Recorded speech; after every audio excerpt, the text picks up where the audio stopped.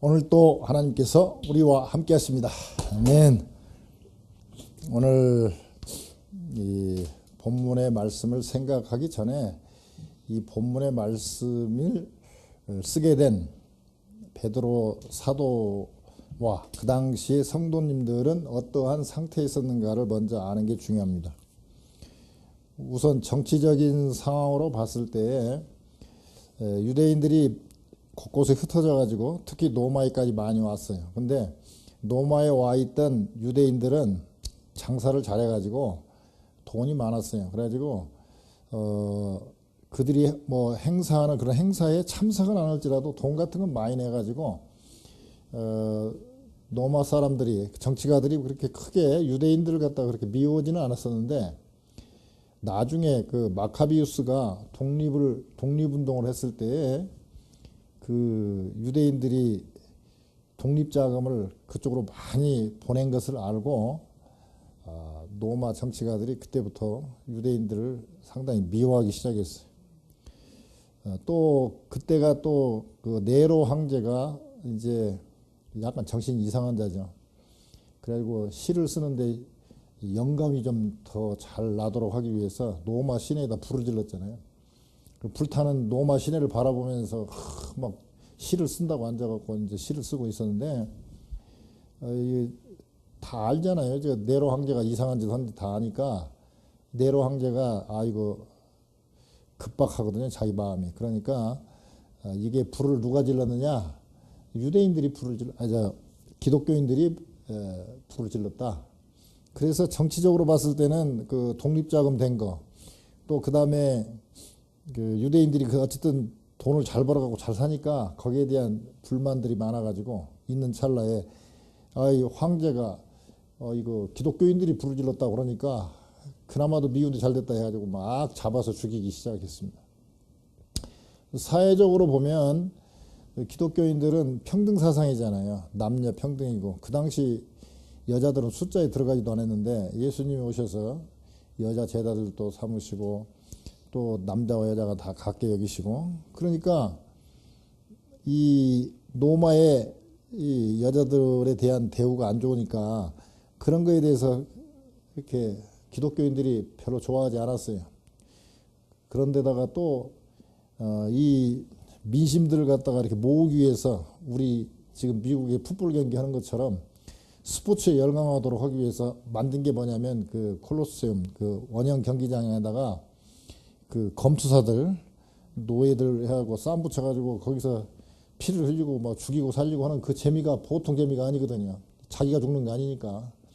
근데 그런 것이 실감나는 게 어디 있습니까? 목숨 걸고 싸우는 거니까 실감나죠. 재밌죠. 그러니까 막 열광들 하는 거예요. 그런데 기독교인들은 그게 싫다. 어떻게 사람 생명을 갖다가 그렇게 무슨 투 경기하는 것처럼 그렇게 사람을 죽이냐. 그래서 이제 그런 거에 대한 반대가 많고 또 노예제도에 대해서 성경에 보면 뭐 종이란 얘기 많이 나온 거 보면은 뭐 노예 해방 뭐 이런 얘기는 안 했지만 우리는 다 예수 그리스도 안에서 다 한 형제 자매다 이런 게 있기 때문에 그런 노예제도에 대해서 싫어했어요. 그러니까 기독교인들이 노마의 정치가들이나 그 노마 사람들에게 별로 이렇게 기분이 좋지 않은 거예요. 거기다가 종교적으로 이제 사람들의 이 민심을 이렇게 모으기 위해서는 황제가 신이다. 그 황제가 신이니까 황제를 섬겨라. 그런 그 분위기였는데 우리는 예수님만이 참 하나님이고 예수님만 우리는 섬기고 황제는 그냥 인간이다. 그러니 기분 되게 나쁜 거죠. 그러니까 이제 막 또 그런 데다가 이제 막 핍박이 심해지니까 카타곰이나 갑바도기아에 있는 이렇게 바위는 아니에요. 이렇게 웬만하면 다 파지는 거니까 그 석회석 그런 동굴을 이렇게 파고 들어가가지고 그 속에서 만나고 이제 그러는 거죠. 왜냐하면 만나기만 하면 막 잡아 죽이니까. 그런데 이 뭐 카타콤에서 뭐 말을 들으니까 내 피를 마시는 자와 내 살을 뭐 먹는 자는 영원히 죽지 않고 뭐 이런 성찬식 하는 얘기를 듣고는 밖에서 들을 때는 뭐라 그러겠어요. 저놈들은 사람 피와 고기를 먹는 거 아니냐. 지하 묘지에 들어가고 저놈들 이상한 놈들 아니냐 해가지고 저놈들이 지금 지하에서 묘지 같은데 남들은 가기도 꺼려하는 곳에 들어가서 그놈들은 거기서 예배드리고 뭘 이렇게 비밀 결사를 하는 모양인데 저놈들이 나중에 나와갖고 또 반항을 하거나 그러면 골치 아프다 해가지고 한마디로 얘기해서 전체적으로 상황이 기독교인들한테 상당히 불리하고 그래서 이제 막 다 잡아 죽이고 그러니까 다 흩어졌죠. 오늘 1절에 보면 예수 그리스도의 사도 베드로는 본도, 갈라디아, 갑바도기아, 아시아와 비두니아에 흩어진 나그네 이렇게 얘기합니다. 즉 그 당시에 이 핍박을 통해서 다 흩어진 사람들. 근데 흩어졌을 때 자기 재산 갖고 갔겠어요? 다 팔고 여유 있게 갈 틈이 없었죠. 하루아침에 거지가 된 거죠. 잘 먹고 잘 살다가 하루아침에 거지가 되어가지고 여기저기 떠돌아다니는 나그네가 됐어요. 그러니까 예수 믿는다고만 하면 잡아가서 죽이지. 자꾸 언연건기장 가고 사자밥 만들고 그래요. 그 야사에 의하면 그 경기장 안에 그 황제가 내려놓은 황금마차가 있답니다. 그러면 이제 가서 예수 믿는 사람들 쭉 끌고 와가지고 여기서 내가 황제가 신이고 내가 예수 안 믿겠습니다 하고 선포를 하면은 그 황금마차를 탁 태우고 데려가고 밖으로 탁 데리고 나가고 땅도 주고 막 이렇게 말하자면 해유를 시키는 거죠. 그런데 황금마차를 탄 사람이 하나도 없다는 거예요. 다 애들까지도 다 야 고통은 잠깐이다. 우리가 조금 있으면 다 천국 가니까 잠깐이니까 여기서 거시지 마라. 가지고 이제 전부 다 그냥 사자밥 되고 웃으면서 다 죽는 거예요. 그러니 얼마나 미웠겠습니까? 그냥 더 잡아다가 죽이고 막 십자가에다 죽이고 하여튼 그러니까 다 흩어졌어요. 그러면 이제 상황이 그런 상황인데 베드로는 그렇게 흩어진 성도들에게 무슨 말을 해야 되겠습니까? 이렇게 박해가 더 강해지는데 나중에 역사적으로 보면 한 200년에서 250년 정도 박해가 계속됩니다. 그러니까 박해가 얼마나 오랫동안 지속된지 몰라요. 그러니까 이렇게 박해가 시작되면 우리가 소망이 없지 않냐. 근데 그러나 소망을 가져라 하고 이제 산 소망에 대한 말씀을 해요. 그래서 베드로 전후서를 갖다가 소망의 서신, 우리 바울 서신은 주로 믿음의 서신, 우리 요한 사도의 서신은 사랑의 서신, 대개 그래서 믿음, 소망, 사랑이에요. 그 베드로는 산 소망을 강조했어요. 그런데 이 소망이라는 것이 막연한 소망이 아니라 하나님 말씀 약속에 근거한 참 소망이라는 것이죠. 그러므로 이런 소망이 있어야 되고 산 소망, 참 소망이 있어야 되고 이렇게 산 소망, 참된 소망이 있는 사람은 거룩하게 살 수밖에 없다. 이런 내용이 베드로 전후서에 쭉 나오는데 오늘의 말씀의 핵심은 3절에서 7절까지는 시련을 좋아할 건 없지만 그러나 시련을 기쁨으로 여겨라. 그래서 오늘 제목이 시련의 기쁨입니다. 그래서 오늘은 설교를 준비하면서도 복장까지도 그렇게 준비해야 되겠다 생각을 해갖고 검정 와이셔츠에 검정 넥타이를 또 메고 나왔어요. 그러니까 이게 이 넥타이 하나도 신경을 씁니다. 찬송가 하나도 다 신경을 쓰지만 시련이 왔을 때 우리가 보통 시련은 인생의 아주 검은 색깔이죠. 이 검은 시련이 왔을 때에 우리가 기뻐해야 되는데 왜 기뻐해야 되느냐? 오늘 그 짧은 내용에 보면은 산 소망이 있기 때문에 우리는 기쁘다. 영원한 기업을 우리에게 허락해 주셨기 때문에 우리는 기쁘다.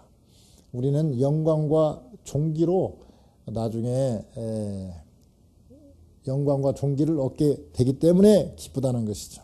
그러면 오늘 시련의 기쁨, 산소망부터 한번 살펴봤으면 좋겠습니다. 3절에 보면 찬송하리로다. 우리 주 예수 그리스도의 아버지 하나님이 그 많으신 궁율대로 예수 그리스도의 죽은 자 가운데서 부활하심으로 말미암아 우리를 거듭나게 하사 산 소망이 있게 하시며 그랬습니다.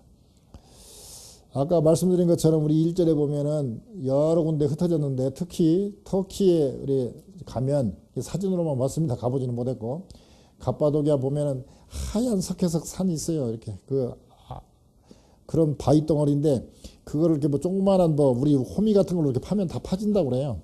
그걸 파면은 이제 또 노마군들이 쳐들어 잡으러 오면은 곤란하니까 한 사람만 들어가게 만들라고. 안에는 넓어도 들어가는 길은 한 사람만 들어가게 이렇게 꼬불꼬불 들어가서 상당히 깊이 한 30피트 정도, 그러면 얼마입니까? 한 10m 가까이 이렇게 파고 들어가가지고 그 속에서 이렇게 모이고 그랬대요.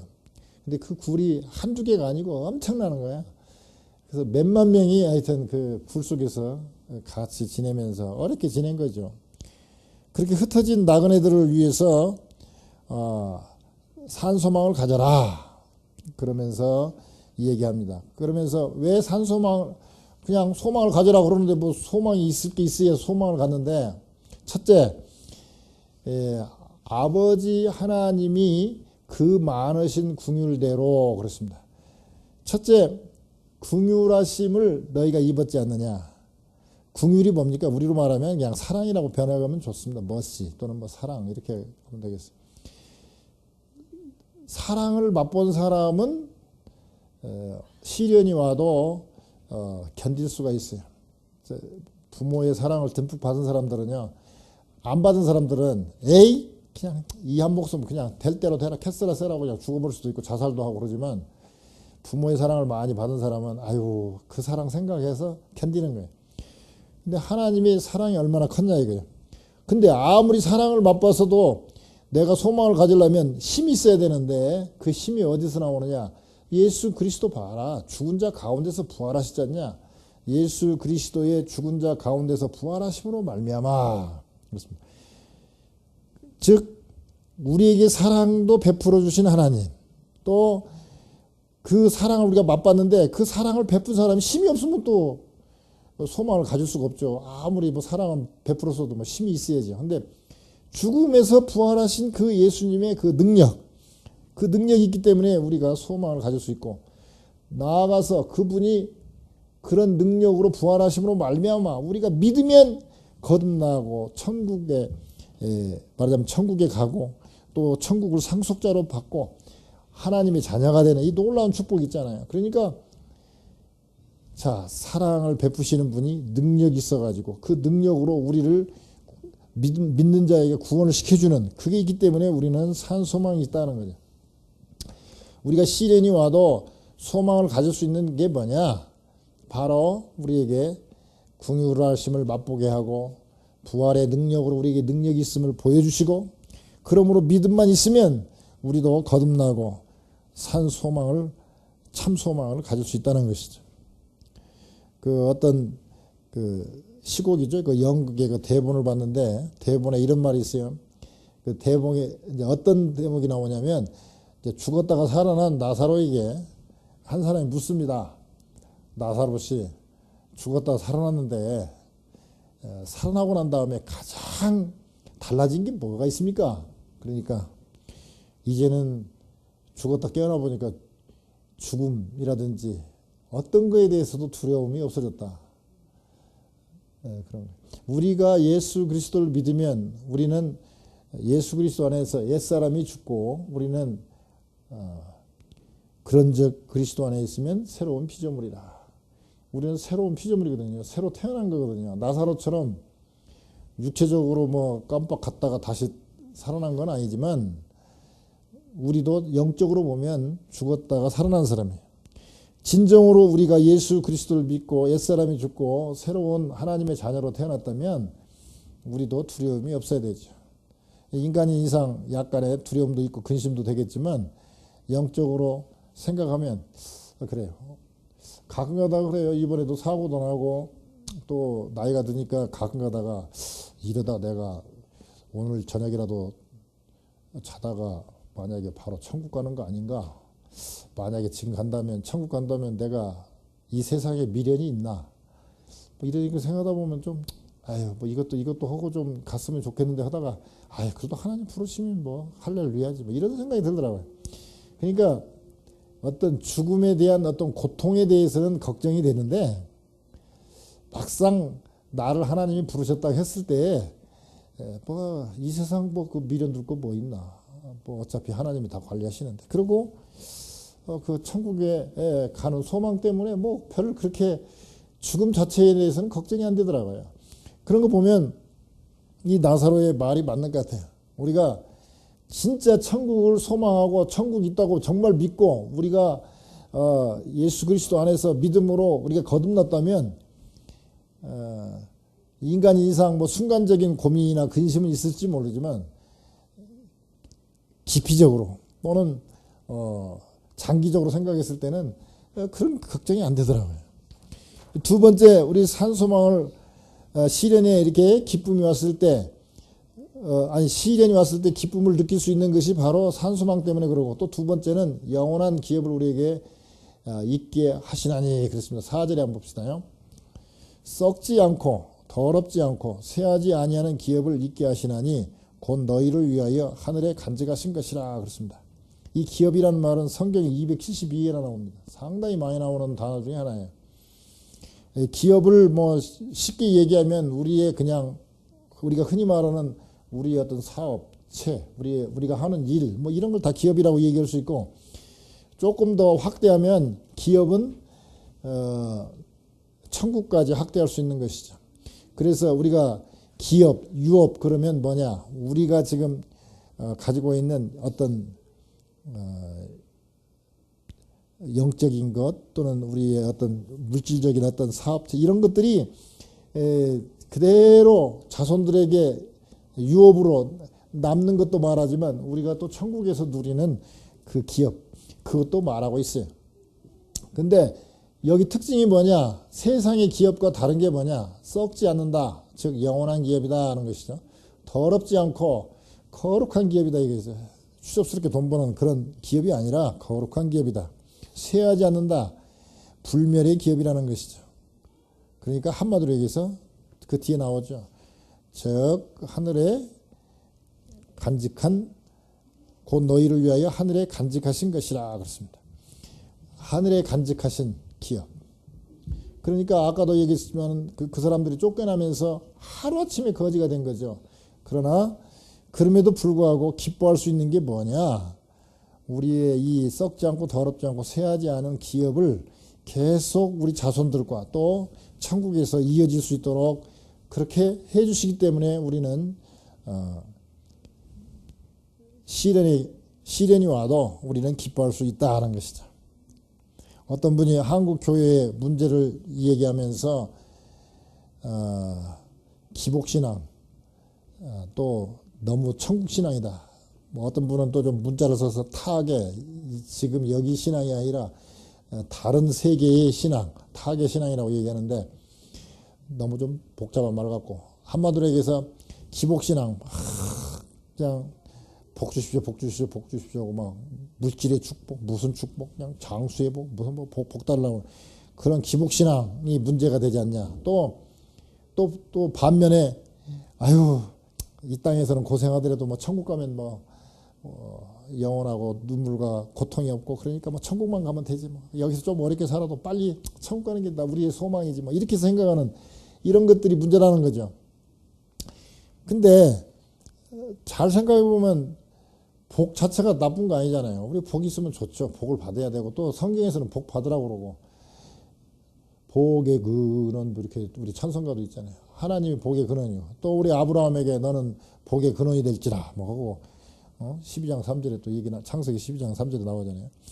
복은 좋은 것인데 그러나 우리가 예수 그리스도 믿고 하나님 자녀 되어가지고 잘 섬기다 보니까 하나님이 주신 복 이거는 좋은데 우리가 막 복 받으려고 그냥 복복복복 하고 우리가 말하자면 하나님의 사랑을 제쳐놓고 그냥 하나님이 주신 선물만 귀하게 여기는 것처럼 마치 아기들이 말이야 아버지를 좋아하는 게 아니라 아버지가 가져오는 선물만 좋아하는 것처럼 그런 식의 신앙은 안 된다는 거죠.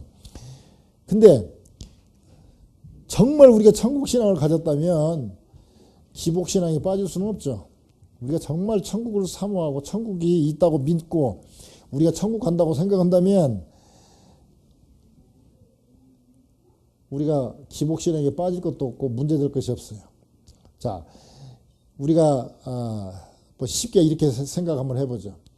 우리가 추석에 또는 뭐 명절에 우리가 시골에 가잖아요. 고향에 가는데 제 기억에도 아마 최고로 시간 많이 걸려서 간 거는 아마 18시간 만에 간 것 같아요. 서울에서. 진짜 힘들게 갔는데 그렇게 가고 난 다음에 하는 생각이 뭐냐면 에이 2번 다시 안 간다. 이제. 그런 생각했는데 막상 또 시골에 딱 도착하면 또 언제 또 그러냐. 그리고 또 에이 또 좋긴 좋아도 이렇게까지 고생하고는 안 와야지. 그러다가도 또 명절 근처가 되면 또 근질근질 해가지고 또 안 갈 수가 없죠. 뭔 말이냐. 고향이 확실하다면 내가 지금 가는 길이 고향길이 확실하고 고향에 가면 뭐 부모님뿐만 아니라 또 친구들 뭐 고향에 반가운 뭐 사람들 만난다. 그게 확실하다면 18시간 얼마나 긴 시간입니까? 가는 도중에 어려움이 있어도 얼마든지 견딜 수 있다는 거죠. 마찬가지입니다. 우리가 지금 우리 가는 길이 지금 천국이 본향이고 천국 가는 길이라면 우리가 가는 길에 좀 어려움이 있고 참 폭탄이 터져갖고 우리가 지금 상처를 입었을지라도 그런 어려움이 있을지라도 그래도 천국을 우리가 확실히 가고 있는 것이 확실하다면 내가 천국 가는 길 위에 서 있다면 중간에 좀 어려움이 있다 해도 얼마든지 견딜 수 있고 또 반면에 오히려 시련이 더 크면 클수록 상대적인 또 도착해서 또 느끼는 기쁨은 더 크단 말이죠. 그래서 우리가 시련을 닥쳤을 때 시련에서 기쁨을 느낄 수 있는 게 뭐냐? 우리는 영원한 기업이 있다. 즉 하나님께서 하늘에다가 우리에게 영원한 기업을 있게 하시도록 했기 때문에 우리가 시련이 와도 견딜 수 있다는 것이죠. 세 번째, 영광과 존귀를 얻게 하려 하신다. 그렇습니다. 우리 7절에 한번 보면 너희 믿음의 시련이 불로 연단하여도 없어질 금보다 더 귀하여 예수 그리스도에 나타나실 때에 칭찬과 영광과 존귀를 얻게 하려 함이라. 그렇습니다. 시험 또는 시련의 이 기쁨을 주기 위해서 우리에게 구원을 얻도록 하는데 믿음으로 말미암아 구원을 얻는다. 즉 우리가 5절인가요? 너희가 말세에 나타나기로 예비하신 구원을 얻기 위하여 믿음으로 말미암아 하나님의 능력으로 보호하심을 입었나니. 우리를 보호하신다는 거예요. 왜? 보호하시는데 힘이 있어야 되죠. 하나님의 능력으로 보호하시는데 왜 보호하시냐? 우리를 말세에 구원시키기 위해서 보호하신다 이거죠. 근데 보호하시는 방편이 뭐냐? 믿음으로 말미암아 보호하신다 그렇습니다. 이거 참 어렵게 썼는데요. 좀 쉽게 얘기하면 하나님이 우리를 보호하시는데 그 보호하시는 방법이 뭐냐? 우리의 이 믿음을 보고 보호하신다는 거죠. 그러면 결국은 우리가 그 어려운 시련을 이겨내기 위해서는 뭐가 필요하냐? 믿음이 필요한 거예요. 우리에게는. 믿음이 없으면 우리는 이런 어려움에 있을 때 이거 견디기가 어려워요.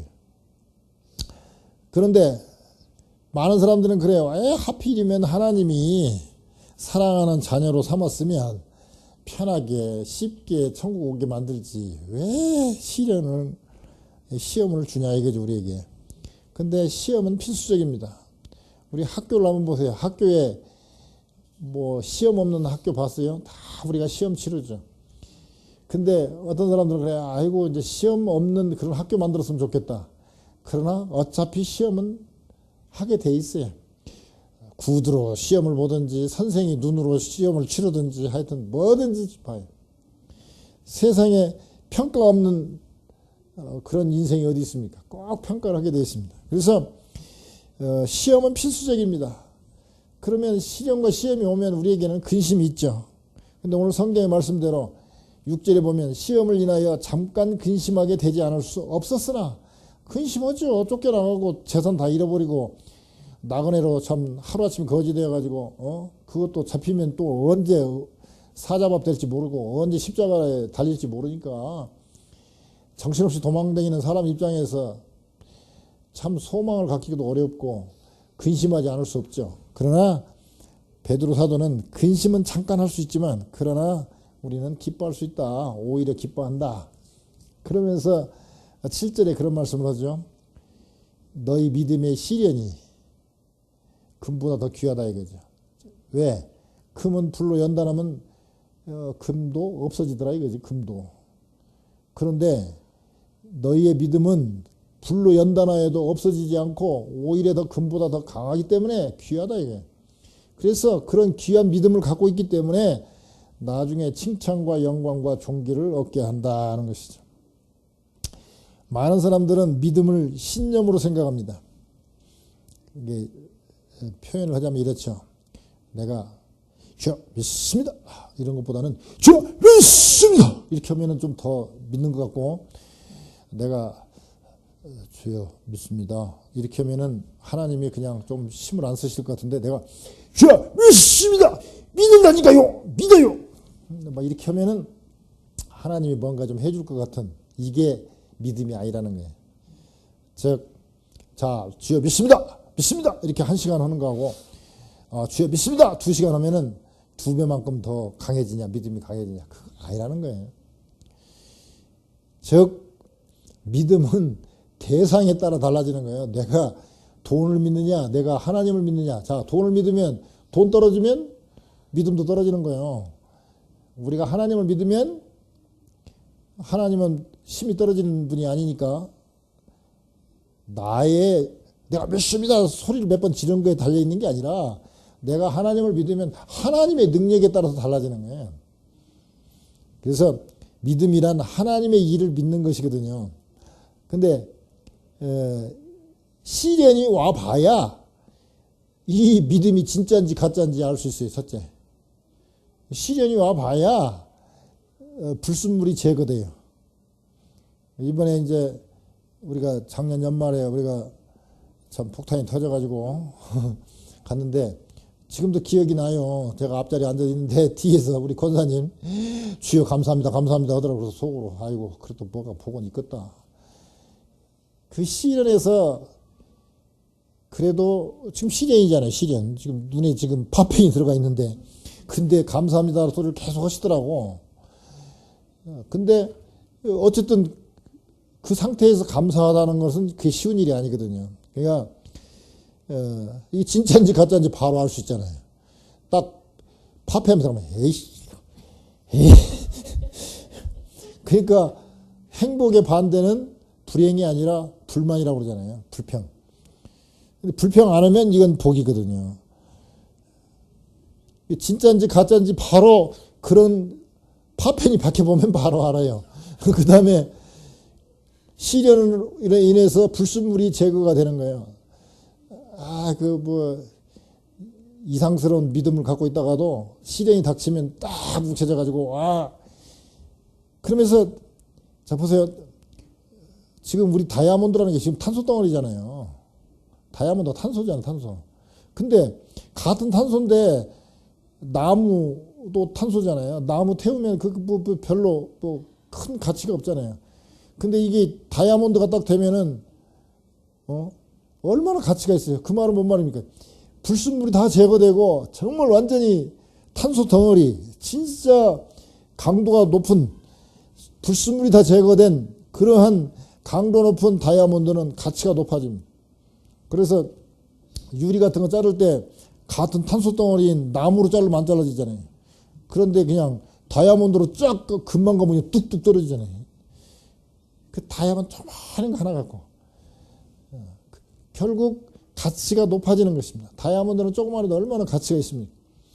그런 것처럼 우리가 이 시련은 인간인 이상 기뻐하기는 쉽지 않지만 우리가 영적으로 깨어보면 시련을 하나씩 통과할 때마다 우리 단계가 하나씩 높아지는 것이죠. 전에도 그 얘기 많이 했죠. 스키장에 가가지고 블랙으로 가면 갈수록 시련이 더 크죠. 경사도 더 급하고 장애물도 많고. 그런데 그 일부러 그 장애물 많은데 확 뛰는 재미로 간다고 가잖아요. 근데 시련이 좀 적은 비기너 코스, 그린 코스에 가면은 닐릴릴릴릴릴릴 이러면서 내려갔던, 마치 우리 어디 놀이동산 가면은, 놀이공원 가면은 별 5개짜리가 아니라 별 1개짜리 유치원생들 타면은 기차 끼려고 막 하면서 가는 것 같은 그런 땡땡땡땡 아무런 감동도 없고 뭐 별로 짜릿짜릿한 맛도 없는 별 한 개짜리 같은 그런 데서 탄단 말이죠. 마찬가지입니다. 우리가 시련은 어쩔 수 없이 피할 수 없는 길이라면 오히려 시련을 즐기고 기뻐할 수 있어야 됩니다. 찰스 코만 박사는 곤충을 연구하는 학자였었는데 번데기에서 나방이 나오는 과정을 관찰하다가 보니까 번데기가 나오는데 너무 힘든 거예요. 나비가 돼서 나오려고 그러는데 보니까 막 그 좁은 구멍으로 나오는데 너무 힘들어가지고 에이 좀 도와주자고 가위로 잘라줬대. 그랬더니 이놈이 쭉 나오더니 날아가들 못하는 거예요. 그러다가 죽더라는 거예요.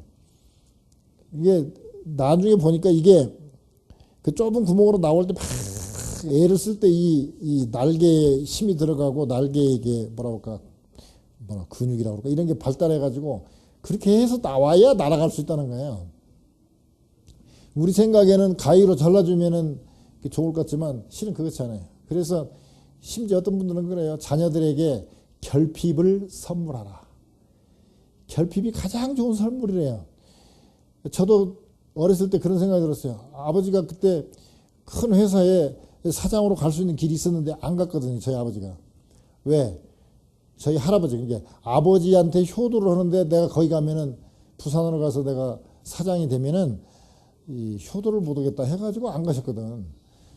그래갖고 뭐 효자상은 2번이나 받았지만 저희 아버님이.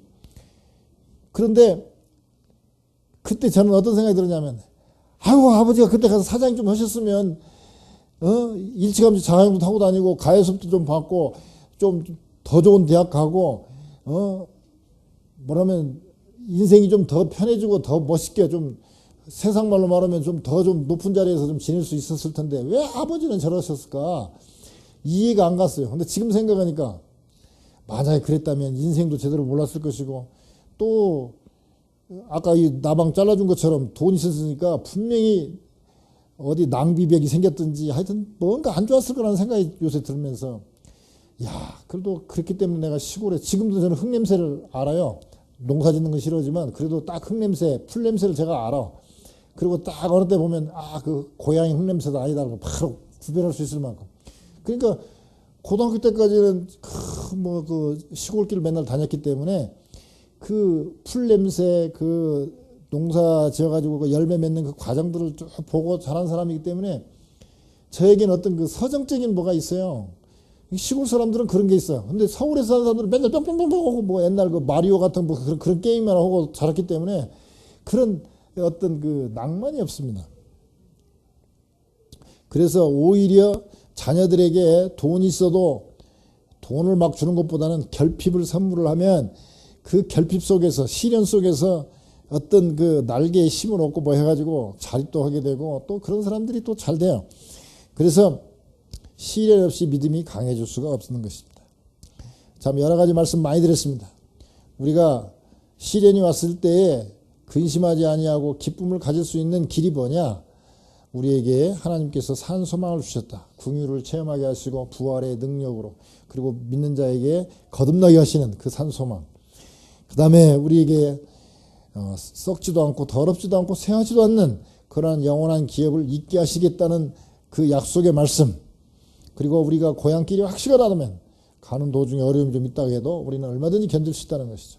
그리고 또 시련은 필수적인 건데 그렇게 함으로 인해서 우리가 정말 진짜의 믿음을 갖게 되고 불순물이 제거되는 순도 높은 가치가 좋은 믿음으로 바뀌어서 우리가 나중에 영광과 존귀를 얻게 하도록 하시겠다는 그 말씀으로 인해서 우리가 시련이 있을 때 참 우리가 오히려 시련이 닥쳤을 때 감사할 뿐만 아니라 오히려 기뻐함으로 말미암아 우리의 단계가 블랙호스로 올라가는 것처럼 점점 더 높은 단계로 올라가는 것처럼 우리의 영적인 단계도 올라가고 더 기쁨을 맛볼 수 있는 그러한 삶이 되시기를 주님의 이름으로 축원드립니다.